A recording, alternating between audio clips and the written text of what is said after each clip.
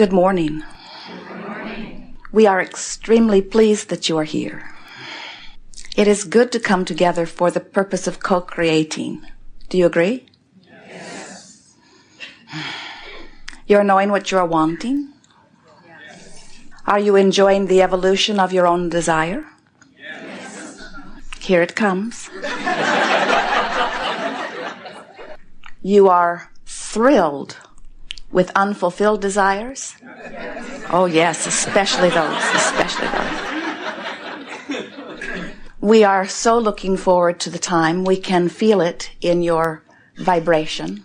We can see it unfolding in the ethers of that which is your future experience.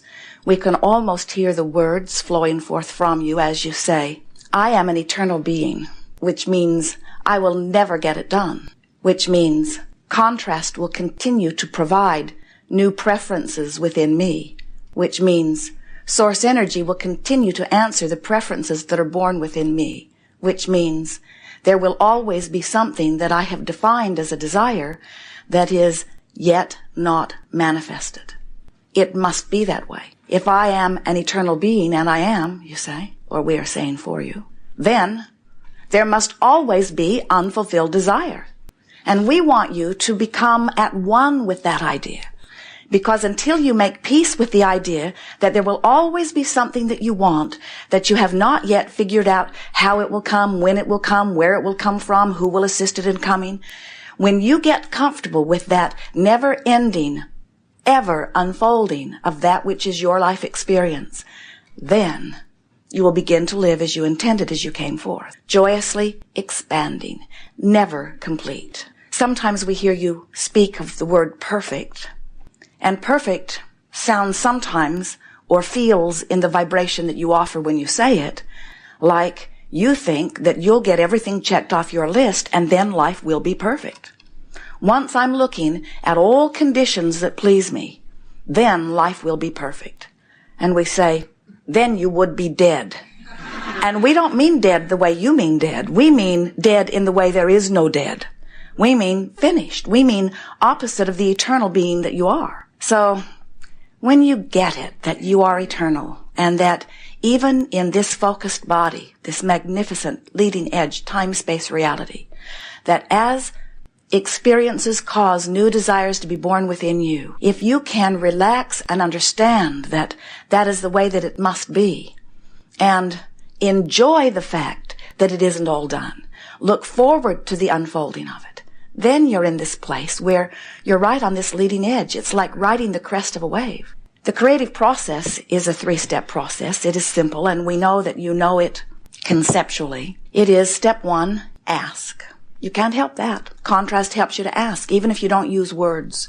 You're always emanating a vibration of preference or desire or asking.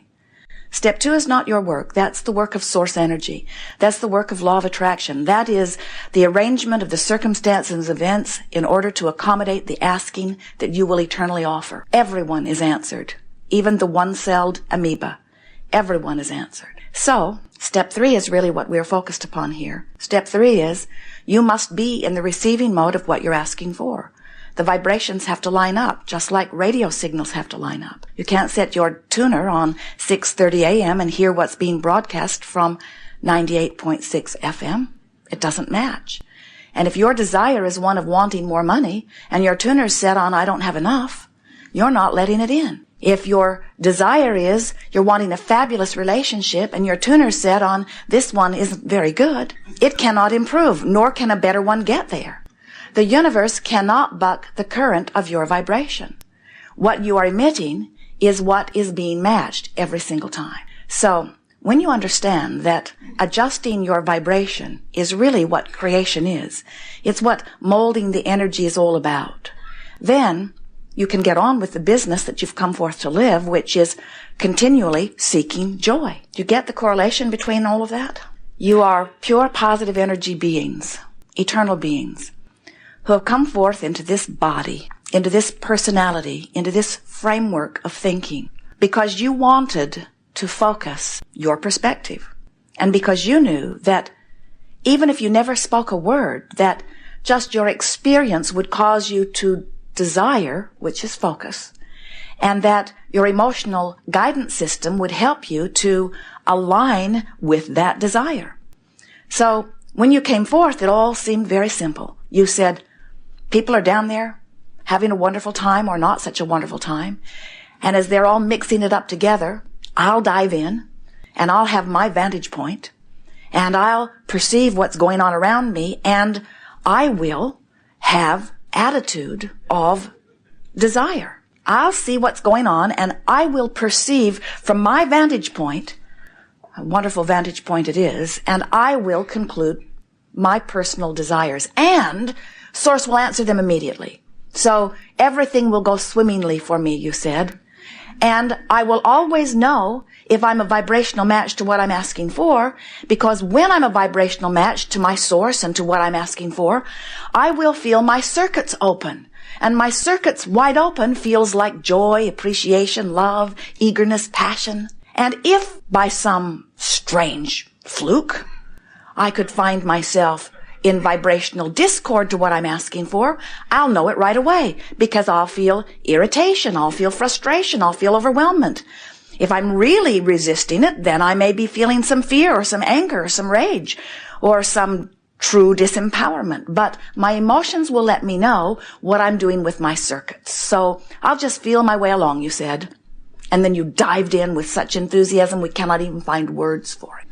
So here you are, dived in, surrounded by all that contrast that you knew would be there, having emotional responses to it, but seemingly then not knowing what to do with the emotional response you're having. So something's gone pretty screwy with humanity.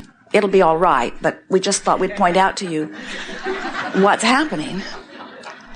Humanity at large, and you as individuals too, seem to, now that you're here, dived in, you seem to want to offer your emotional response to what you're observing.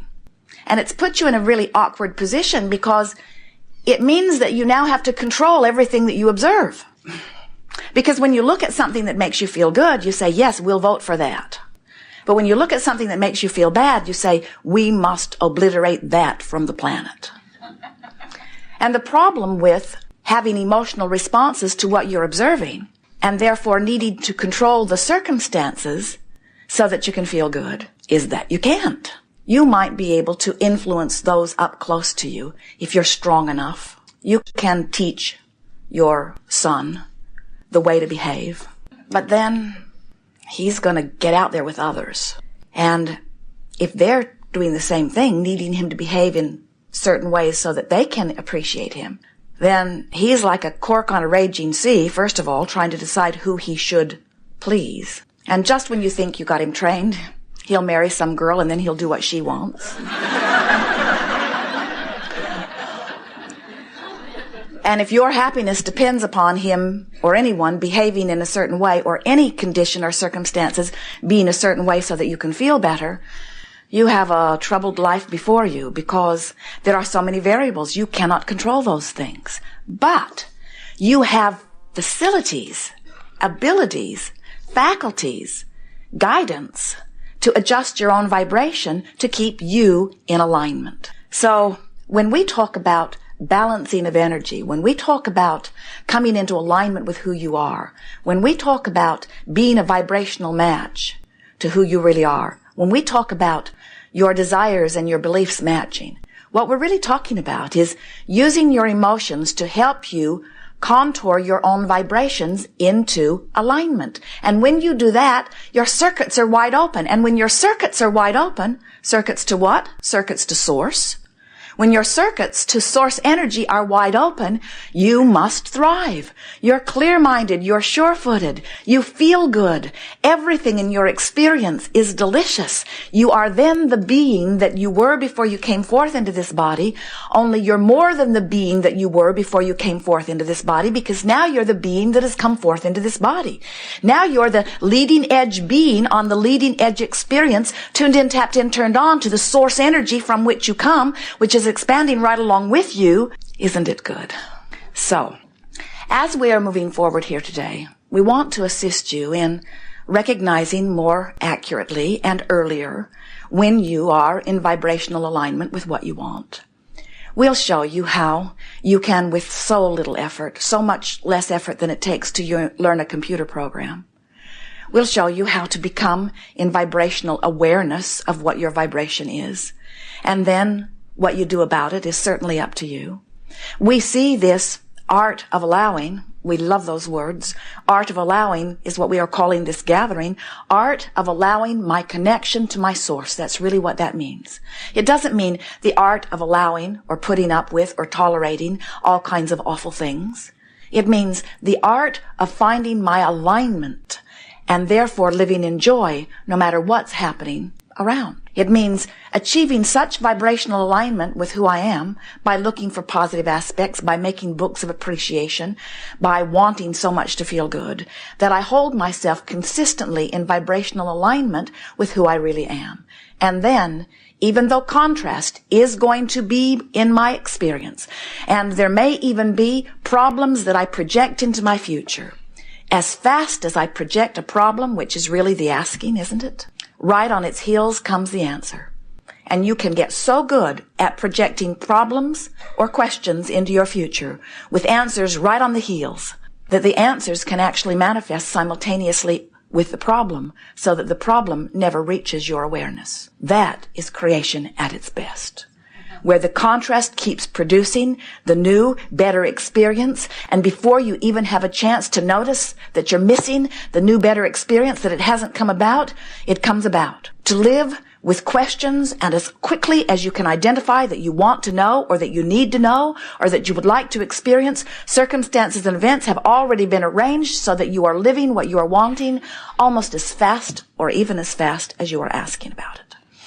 It's a lifelong art. You will never get it done.